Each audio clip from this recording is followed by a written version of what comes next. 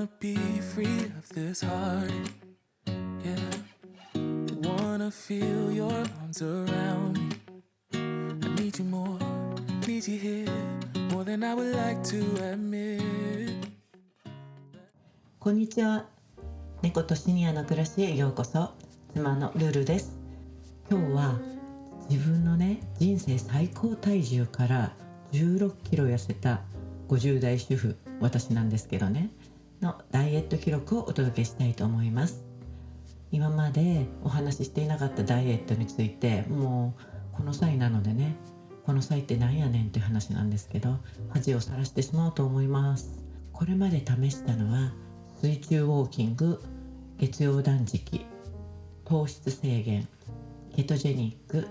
16時間ダイエットなどです。結論としてはっきり分かったことが2点あります。1つ目、ご飯をしっかり食べると体の代謝が上がって体重が落ちる。2つ目、食物繊維とタンパク質が体には必要ということです。随分回り道をして体重を落としてきたんですが、今リバウンドもなく体重を維持しているのはこの2点を守っているからだと思ってます。これはあくまで私の体験ですので、もしご自身に合うなと感じるところがあれば参考にしていただけたらと思います。はい、こちらの写真、67キロほどあった2020年頃、今から 4,5 年前ですねの私です。この頃ちょうどマックスでは68キロっていうのを叩き出しましたね。ちょうど流行り病が増えてきた頃です。更年期だったり、杉、ヒノキ、イネ科、ブタクサなんかの花粉症とかで年中体調が悪くって5年で、18キロぐらい太りましたね。私の体型は40代後半ぐらいまで身長164センチに50キロぐらいの体重をずっとキープしてました。昔から痩せ型だったので、信じられないことに自分が太ってるっていう意識が全くありませんでした。そして何が恐ろしいって、洋服のサイズがどんどん上がっていくんですね。11号、13号、15号。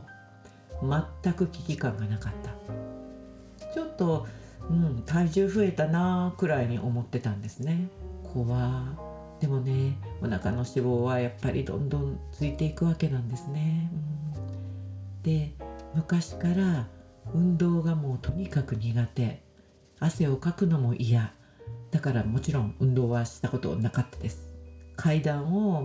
降りる時なんかに膝が痛むこともありましたね。当時一緒に同じものを食べている夫も史上最大の体重になってお腹もすごく立派になってました。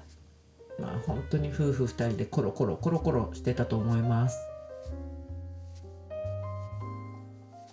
これはちょっとやばいなと思いまして、ジムのプールで水中ウォーキングとかアクアビクスに通ったんですね。でも帰ってくると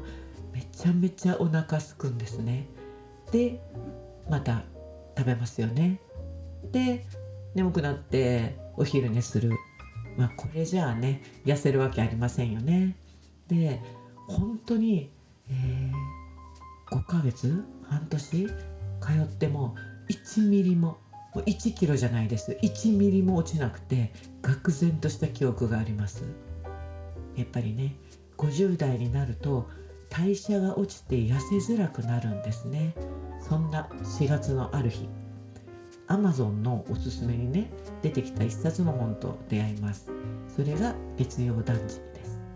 へえ、月曜日に食べないだけなんだ。そんなら簡単やんと翌日から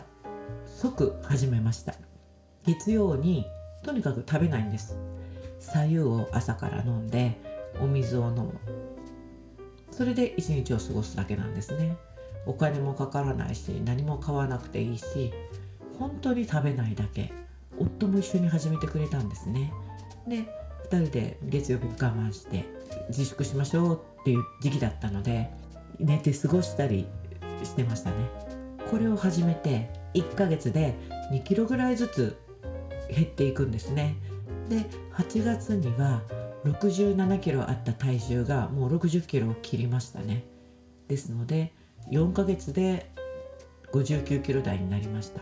ちょうどその頃、月曜断食を始めた頃に YouTube を見ながら筋トレ、もちろんもう本当に軽いやつです、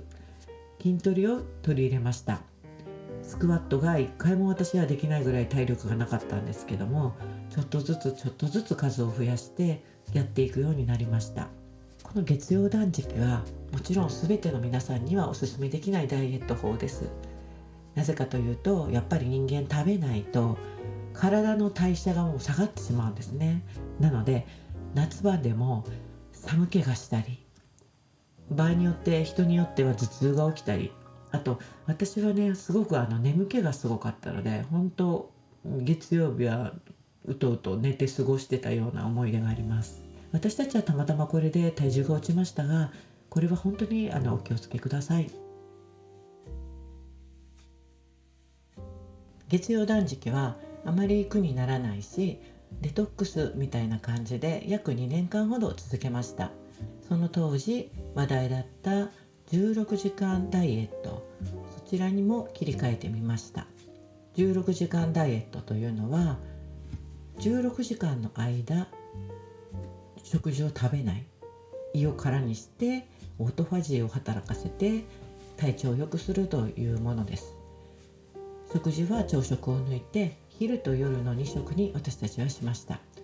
でこれがすごく合っていて、今でも続けていますが、胃腸や体が軽くなって再びまた体重が少し落ち出したんですね。そこで体重を55キロ前後でキープするようになりました。今までにね合わなかったダイエットももちろんあります。ご飯を抜いて野菜サラダとかおかずだけを食べる糖質制限も試しました。痩せるような気はするんですが、ある程度ね体重が落ちますと体の張りがなくなって頬がこけてやつれた感じになってきたんですね。もう怖いったらないですよ。でこれはねもう絶対不健康な痩せ方だっていうことに気づいてすぐやめました。これも絶対皆さんにお勧めしたくない、おすすめしないダイエット法です。次にね、脂質をエネルギー源にするっていうケトジェニックダイエットっていうのが当時また出てたんですね。やってみたんですが、これも長続きせずに、で逆にたった 1,2 ヶ月で体重が増えてしまったんですね。なのでもうこれは本当に失敗したと思ってます。お若い方とか体力のある方とかには多分向いてると思うんですが、私たち中高年夫婦にはねちょっと無理なダイエットだったかなと思ってます。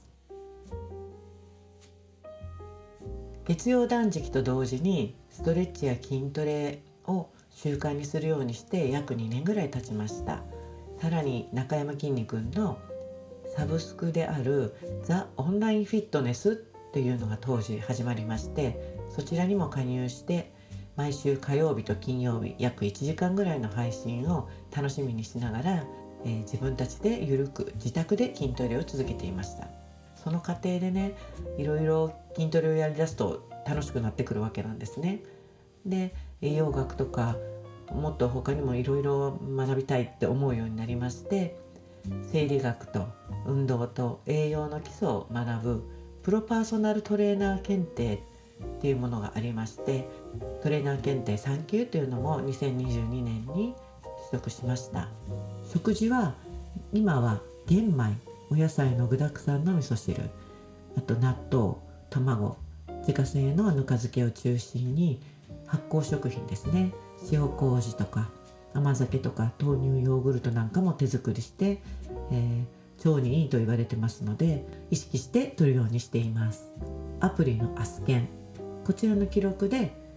ずっと続けていたんですが、食物繊維を意識したらまた体重が落ちて結局今の体重になっています。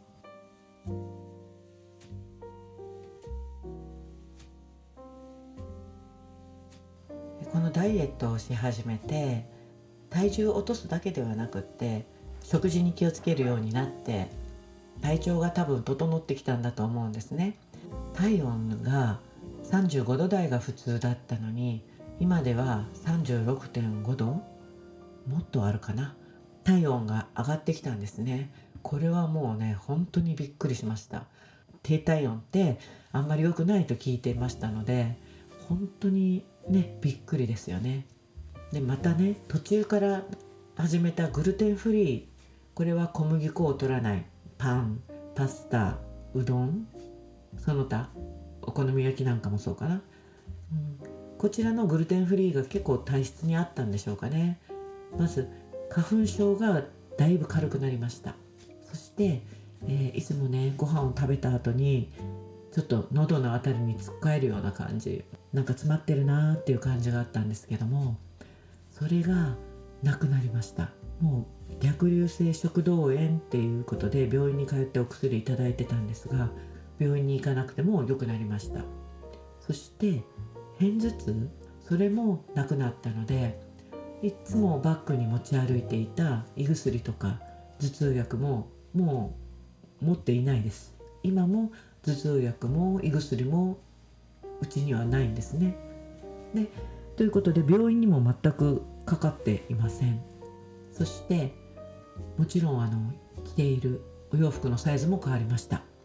L とか M も普通に着れるようになって、洋服選びの楽しさをね、思い出しました。この今まで着ていたブカブカで着れなくなった服はもう全部処分したおかげで、クローゼットはもうきれいに断捨離ができましたね。はい。体重計もアプリで記録を続けていました。2020年の4月は67キロ、2、3年経って55キロ台になりまして、そのままずっと55キロ台を行ったり来たり、また今年に入ると51キロ台に減ってきました。で合計でマイナス16キロぐらい落としたということになりますね。 BMI という数値があるんですが、こちらも最初は 25.3 ぐらいあったのが今では19台になってます。これが良かったのかなと思っていることをまとめたいと思います。一口に入れたらもう絶対に30回は噛んで食べるっていうことです。これね、簡単に思えるんですけど、やってみると本当難しくって、ですので一番いいのは食べ物を口に入れますよね。そしたらお箸を置くんですね。お箸を箸置きに置いて頭の中でカウントしながら食べてみてください。するとものすごく時間かかるんで、本当に最初はできない人が多いです。でも今ではもうこれが慣れてしまったので、私と夫はいつも30回だよ、30回噛むんだよって言いながら食べてます。私はもともと食べるのが遅かったので、これはちょっと向いてるかなと思います。次には絶対に食べて痩せる必要があるっていうことですね。ご飯、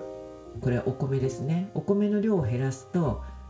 代謝がどんどん落ちて、いずれ体重が落ちなくなる時が来ます。なので必ずご飯を食べない、ご飯を減らすではなくて、違う方法で、例えば運動をするとか脂質を抑えるとか、そちらの方向で痩せることをやっぱり意識した方がいいなと思っています。次に脂質に注意すること、油ですね。甘いものを食べたいときはなるべく洋菓子より和菓子の方が油を使っていないおやつが多いので、そちらにするとか、油をなるべく使わないでお料理してみるとか、はい、で注意することというか普段気をつけていることなんですが、背中を丸めない。これ逆に言うと姿勢をちょっと良くする。そうすると代謝もアップしますし、呼吸が深くなってちゃんと空気を吸えるので、肺に空気が入るので疲れにくくなったり、人によってはすごく気分が良くなったりするので、ぜひスマホ見ながら下向いちゃってるなっていう時は背中を丸めないで上を見るとか、姿勢を少し整えるとすごく体も楽になると思います。毎朝必ず私も体重計に乗るんですが、体重計に一喜一憂しない。これはね、もう体重計の数値を見て、ああ増えた、昨日より増えた、なんでやねんってなる時があるんですけども、絶対大丈夫です。増えたのは、例えばお水の量だったり炭水化物の量が多いとやっぱり少し体重が増えることもあるんですけども、絶対に戻ります。体重っていうのは小刻みに日々ちょこちょこ上下するんですね。それでだんだんと落ちていくので、安心して続けること、これが大事かなと思いました。はい、というわけで4年以上かけて16キロ減らしたお話でした。これはね、変わったのは体だけじゃなくって、選ぶものとか考え方とか暮らし全部が少しずつやっぱり整っていったので、焦らなくても皆さんもきっと大丈夫と、一歩ずつでも